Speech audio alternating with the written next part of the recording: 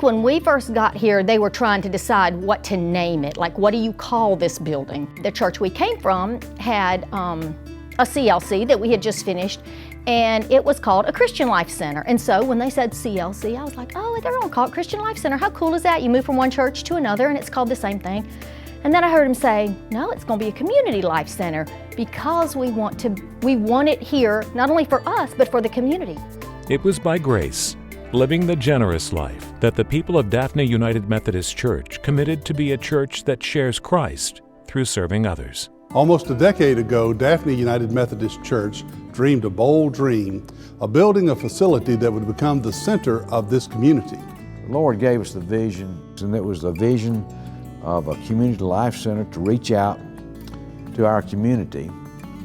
But He tied it to a church that was a welcoming church.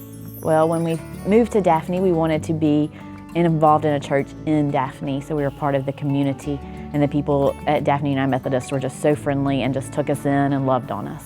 Was able to sit on the committee that hired the architect and looked into the feasibility of the CLC, and it's been really fun to see how the facility's been used, both for the children and the youth within our church family, but even more importantly for the community. And that was one of the reasons for the name of it originally, the Community Life Center. You know, when I think now how many years we've been using this Community Life Center for so many different purposes, it is part of us. It really is. The Community Life Center has indeed become a center of so much of who we are in this community. Each week there are civic groups, ministries, and missions that take place inside our walls. There are several ministries that we have here at the Community Life Center that everyone knows about, such as Upward Basketball and WinShape. Upward Basketball was one of the first ministries out of the CLC, and the church just came together and really embraced that ministry. This past year, I actually did the concession stand, and I came every Saturday, just helped out in any way I could. And I've just seen how children and families that don't go to our church come in and we can share God's love with them. It's fantastic. We reach out and we touch the youth of this community. In fact, I've got some acquaintances from Mobile that last year I saw here with their grandchildren that otherwise would never be in church. So seeds are being planted. The wonder of WinShape to me is when on the last day the children bring their families to be a part of the camp. And on the last day they have praise and worship right here in the CLC. But the things that I think that the congregation may not see that happen throughout the week are those small meetings that happen throughout, where the Rotary Club meets here, the Optimist Club meets here, there's a Toastmasters Club that meets here. And we see hundreds of people come into this facility, and every time they come, they get to hear from God's people, and they get to experience the love from God's people. We are part of the community, and we want to be open to them and meet their needs, and that's what this has accomplished. And also the educational building, and now through that educational building, that building doesn't sit vacant during the week. We've got a wonderful preschool there. The preschool started as a Mom's Day Out in a little one-room building that is now Faith Hall.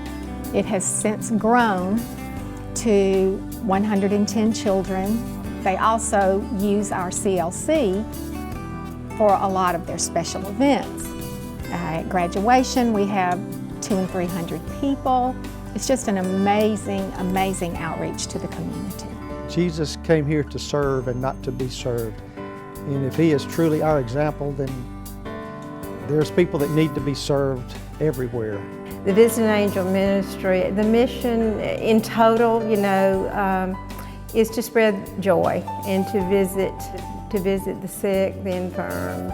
We spread the love of Jesus Christ to those who may not know Him. We are so very blessed at this church. God is working here so strongly. We've had the opportunity to be involved in different churches, and this has got to be one of the uppermost active churches as far as the mission outreach and the things that we do here. 2 years ago, our church saw the need for a service that involved youth and their parents to bring them together. The attendance of the teenagers is tremendous. You know, when I say teenagers, that means they drive themselves.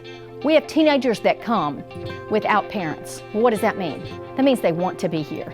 A couple of things that I've seen come out of Infuse is parents and youth talking to one another, and then also parents talking to other youth, and those youth actually listening to their peers' parents, where oftentimes they won't listen to their own parents. But the women that I see mostly, they've told me that they feel really connected with this Infuse group. They feel safe, and they've really bonded with each other. People love coming, sure, because of the service, because of the music, the messages, but they love coming because they have community. And that's what we really think is a huge part of the foundation of what we're doing with Infuse, is building community for these youth. We are called as Christians to be in the world, but not of it. We can't do that if we don't feel equipped. And so inside the walls of our church, inside the walls of our basement, of our CLC, that's where we use opportunities on Sunday nights and Wednesday nights to really engage our students. If it's not in them, it cannot come out of them. And so having a place where they feel comfortable, having a community life center that allows them to come in and prepare and equip their minds to go out into the world is huge. I would like to take a moment and just thank our church family for not only housing a student ministry that is incredible and thriving, but also for their prayers and their support and giving of their time and their money. Thank you for the support and the foresight to build that building. Thank you so much just for giving us this awesome way to learn about God and learn about how He loves us. To the congregation, the people that support this church, thank you so much for what you do. By grace and by joining together, living the generous life, we have an opportunity to enter a new phase of commitment to our community, with more resources for hospitality, discipleship, worship, fellowship, and outreach. Well, almost a decade later, a new vision is emerging, one where we reach from this base of operation, if you will, into our community, but all through our region, Baldwin County, the Mobile Bay area. The Holy Spirit needs to lead us to give back, to give what God has so generously given us. But it's not just about us anymore. It's about what we can do for God's people and His kingdom. My desire is that we, as a congregation, will learn what living a generous life really means. Right? That it's not all about money, it's about living like Jesus. I commend this church for their generosity in the community. There's some great things that are going on, but I think greater things are yet to be.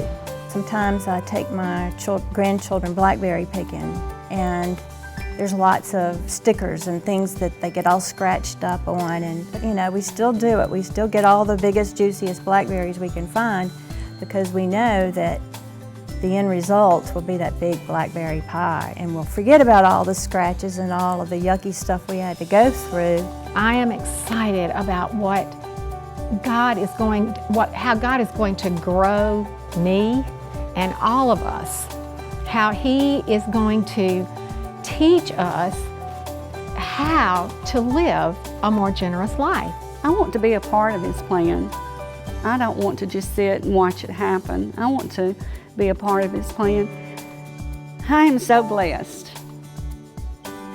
Now it's time for me to bless someone else. Eliminating this debt will open up all kinds of opportunities that we can say yes to 2 years and 3 years, and when the children who are coming up now and the youth that are coming up now, when they're adults and they're bringing their children here, it will be a totally different experience, but it's an experience that they'll be able to have if we do what we need to do today. God has great plans for Daphne United Methodist, and we can be His hands and feet, carrying out those plans by grace, living the generous life.